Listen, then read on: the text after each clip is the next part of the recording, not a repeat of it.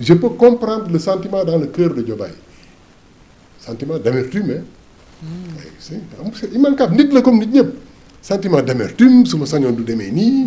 Mais je suis obligé parce que politique moo mel nii. Bon, le sentiment dans le cœur de Sonko aussi, je comprends. Nit koo foogoon ne sa marionnette la yaa ko moom. Il t'appartient, c'est ta propriété, tu lui fais faire ce que tu veux. nga dem ba si biir tu te rends compte que nit ki c'est lui le président de la République. Je vais dormir avec le cœur léger à la voilà, tu vois, même loolu amertume la. On comprend, je vais dormir avec le cœur. S'il avait le cœur léger du bind loolu. Oui. Donc les gens ils comprennent. Donc loolu c'est révélateur du sentiment qu'il a. Et maintenant démettre na ko bon rapidement en 48 heures il se démêle pour être président de l'Assemblée nationale. Et maintenant le ping-pong distance bi yokku na c'est entre l'Assemblée nationale et la présidence de la République. Bon, tu vois, on se précise, président ne damay def lii damay def lii. Tu vois, c'est ridicule. C'est enfantin. Et tu devines que tu as même l'impression que c'est des adolescents bon yu am ay sentiments. Un homme d'État c'est pas ça quoi. Un homme d'État on dit un État n'a pas de sentiments. Oui. Un État n'a pas d'amis. Un État n'a que des intérêts. Bon, si tu es le chef de l'État, sa intérêt famille bi nga fondé nekk en contradiction avec l'intérêt de l'État. Attends, tu vois plus la famille. Loolu lañ lay jàngal. Non, attends, État bi suñu la ko dénkee intérêt État bi c'est l'intérêt général. C'est l'intérêt des générations actuelles, mais aussi des générations futures qui ne sont pas encore nées. Même intérêt État bi ak c'est intérêt personnel. Su jàkkaarloo sacrifier ses intérêts personnels pour l'intérêt de l'État. Bon, yàgg na gis ay présidents de la République. Des gens qui se sont sacrifiés carrément. Su fekkee ne sa doom la su fekkente ne sa jabar la c'est l'État. Mais maintenant on veut nous apprendre que l'État c'est le parti. Le peuple sénégalais c'est le peuple du PASTEF. Mais attends, Bassirou Diomaye Faye s'il est encadré mën na nangu loolu tant qu'il est dans le parti hein. Mais une fois qu'il entre en fonction mais fonction bi moo koy transformer. Il y a des gens qui sont là-bas pour jàngal la lan mooy État. ñooñu kenn ku nekk ci ñoom su toogee ak yow 30 minutes ngeen li ñu naan sëriñ bi dañ ko sol. mu defal la lavage cerveau. Mais attends daf lay boobu laa la wax ay révélation la. dañ lay ubbil ay voile ay dévoilement la. mais on te dit attends président mais président de la République mooy tëdd ñu ne la le bateau le Joola a coulé le bateau a coulé nga yenu ko yow kenn doom nga ne ñu ne la 1800 personnes dee nañu te bateau bi nag dañ ko waroon defar te defaruñ ko 500 personnes ñoo ci waroon dugg on a laissé monter à bord 2000 personnes quelque part tu es responsable nous sommes responsables tu es responsable mais c'est ça un président Fatia. Bon kooku dafay dépasser sax les affaires de militants Pastef naturellement am na ay informations yu mu yenu ay yu ko doy sëkk moom kenn kese moo ko xam bulletins yi ñu ngi ñëw à tout instant sur la table. Les bulletins de renseignement. Attends, soyons sérieux. nga bëgg nekk ci ay ping-pong.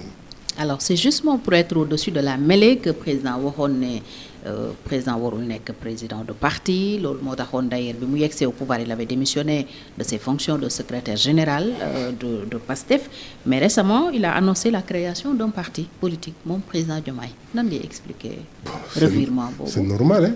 C'est pas un revirement, c'est normal. OK. Parce que loolu aussi maturité la. Président warul nekk chef de parti. Peuple mooy ñor ba àgg foofu. Peuple bi ñooy ñor ba àgg fa nga xamante ne soxlatuñu président buy am buy nekk chef de parti parce que le parti c'est pour protéger et accompagner le président. Mais suñu demee ba peuple bi ñooy protéger ñooy accompagner président bi soxlatul chef de parti. Tu as vu les États-Unis suñu falee seen président on ne parle pratiquement plus de politique politicienne. C'est le président. Moom il est conscient que il est le président de tous les Américains. Et tous les Américains xam nañ ne dañu war a foofu peut-être dans d'autres pays aussi. donte ñoom ñu ngi am ay parti et tout mais fii au Sénégal quand le parti bi la fal ki la jox xar bi. mooy sa premier adversaire ba opposition bi sax amatuñu lu ñu liggéey. Pastef fait tout le job. oui de l'opposition Pastef fait tout envers le job. Diomaye. Oui. et maintenant Pastef ñu ngi ngemb pour gën ko mën a daaneel. toroxal je ne dirais même pas daaneel. pour gën ko mën a toroxal. c'est ça c'est une espèce de vengeance gars yi ci état d'esprit boobu la ñu nekk. kon c'est logique et normal. non que humilier pour ñoom. mu créer son Bon, parti. dans un terrain politique normal Fatou, je ne cherche pas à humilier l'adversaire je cherche à avoir raison sur lui. Ok. mais léegi Sénégal on cherche à t'humilier dañ lay toroxal même par le mensonge. Je t'assure. oui suñu am lu ñu wax dañuy créer. Humiliation. ça on le sait hein. Voilà donc dans ces conditions je dis que le PASTEF ñoo pousse président foofu. parce que mu créer parti moom tam. attends c'est un kii lay wut bouclier lay wut.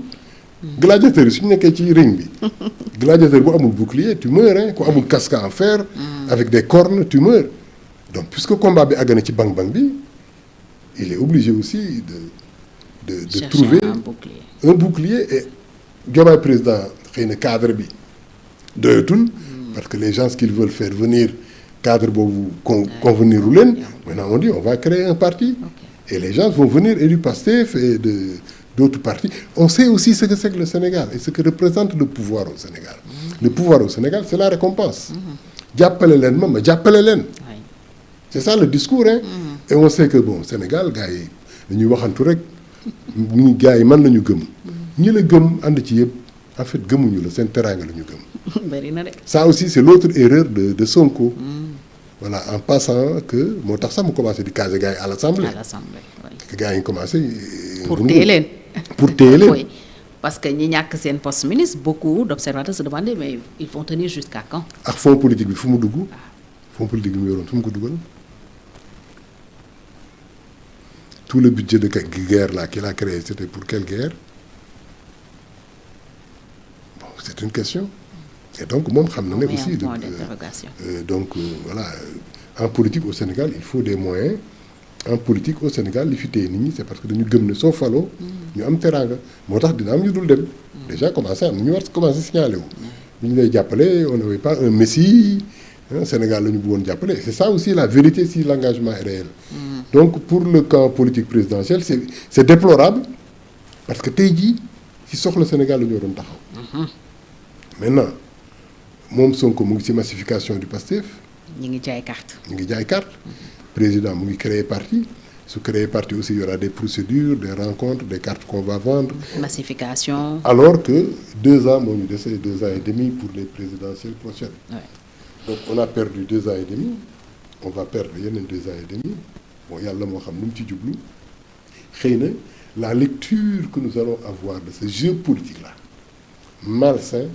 dina éveiller conscience yi pour que le saut qualitatif du Sénégal war dem pour génn ci fosse bi. ñu mën ko def. en 2029. et puis parce que c'est pas du perdu hein c'est pas du gâchis. Moi j'ai beaucoup appris avec Sonko hein oui je lui dois un grand merci j'ai beaucoup appris à travers sa personne j'ai beaucoup appris du Sénégal et des Sénégalais parce que moom tam il est révélateur. il est révélateur am na. lu mu def ñu ko koy critiquer homme politique yàgg na ko def mais intelligence bi homme politique boobu de am mooy def na ko ba génn ci te kenn xamu ko te moom mu mucc ci. moom malheureusement il n'a pas cette cette capacité de se couvrir de se recouvrir de se protéger peut-être c'est son âge peut-être c'est sa jeunesse. Mais Sonko c'est notre digne représentant c'est nous quoi. nous Sénégalais. nous Sénégalais c'est nous tous. waaw Sonko c'est Abdou Khadre c'est Fathiam c'est l'homme sénégalais dans sa mesquinerie suprême. Wow. Alors le Sénégal et les Sénégalais dans tout ça parce que 5 ans yi bon 2 ans et demi peut-être bientôt 3 ans li ci xew yépp teewul Sénégalais ñu ngi continuer di nekk ci ay jafe-jafe à un moment donné on a l'impression que Sénégalais yooyu dañ leen a fàtte. Le Sénégal et les Sénégalais dans tout ça.